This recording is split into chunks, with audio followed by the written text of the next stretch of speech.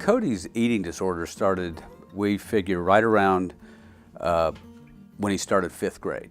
He went to an elementary school close to our house. He knew all the kids there.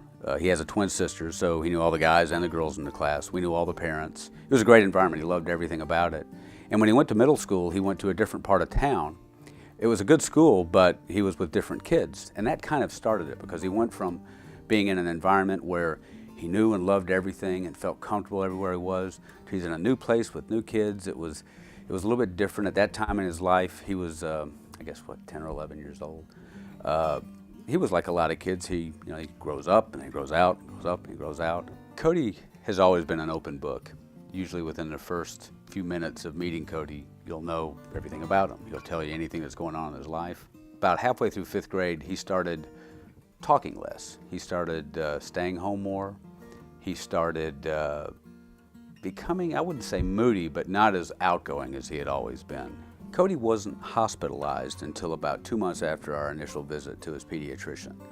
And I'll always remember it as the worst day of my life up to this point, because the night that he was hospitalized, he was actually supposed to start his first night of soccer practice. But he had a meeting with one of the doctors that was a specialist in eating disorders. And when we took him there, he said, his weight has gotten too low, he's in a dangerous level. We need to have him admitted, and we need to have him admitted tonight. When he went to the hospital, the first thing they did was put a feeding tube in him, because they wanted to stabilize his weight. And at that point, he had doctors visit him regularly. He was at the hospital for 2 weeks until they could stabilize his weight. And at that point, we thought, well, this will fix it. Now he'll realize this is a pretty heavy issue you're dealing with, so he'll straighten up. He'll get past it. He'll get out of the hospital. He'll start going back to the old Cody, the way we knew it. And that didn't happen at all. It was at that point that we started talking to the doctors about what's our next option. How do we knew we didn't want to have him live like this. How did we end it? How could we eradicate this? And that's when the option of a residential treatment program came up, and that was the next step we took. We first went to EDCT, a meeting there the month after Cody got out of the hospital. We had heard about this from some friends who had family members that had struggled through this, and we knew we wanted to find some information on someone that was dealing with this, because all that we could tell about it was that nothing we were doing was working. Nothing that we thought to do would work. Nothing that it seemed like anybody was doing was changing the direction that Cody was headed. So we wanted to find out, well, what are people that are dealing with this doing?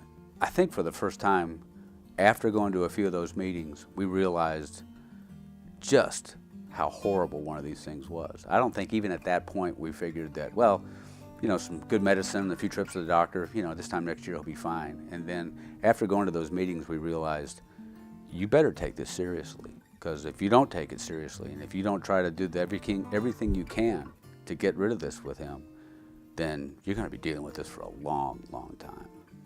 My advice for any family struggling with an eating disorder is to act, and act as quickly as you possibly can. 1 out of 10 eating disorder victims dies of the disorder, and I think a much higher percentage actually struggle with it and struggle mightily for it for probably the rest of their life, which is probably shortened because of it. It's the type of thing that won't stop. It's the type of thing that the longer you wait to act, the harder it's going to be to overcome. Organizations like EDCT, in our case, the EDCT is who we went to because we wanted to talk to people that knew about it, that had experienced it, that had overcome it. And we didn't find those contacts and those resources anywhere else. Today, Cody's, I wouldn't say a normal kid because he's my son, and I think he's exceptional. He's a very smart kid. He's doing great in school. He plays lacrosse, plays guitar. He's very active in church. This time next year, he should be an Eagle Scout. He wants to go to great colleges. We knew when we first recognized what he was dealing with, we didn't want it to stay a secret.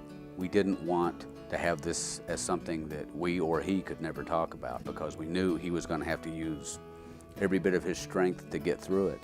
And we wanted that to be a success story, not a deep, dark secret in his past that he couldn't talk about. It took a lot for him to get past this. But because we finally got the resources, the contacts, to finally get ahead of this, that he was able to get ahead of this. And as we always told him, we never told him, we're going to help you get through this. We always said, you're going to get through this. And EDCT was one of the organizations that I can't imagine how we would have been able to overcome this without that help. And today, Cody is a success story. He's a great kid, and I can't wait to see him as a young man and on into life, because he's got a real bright future.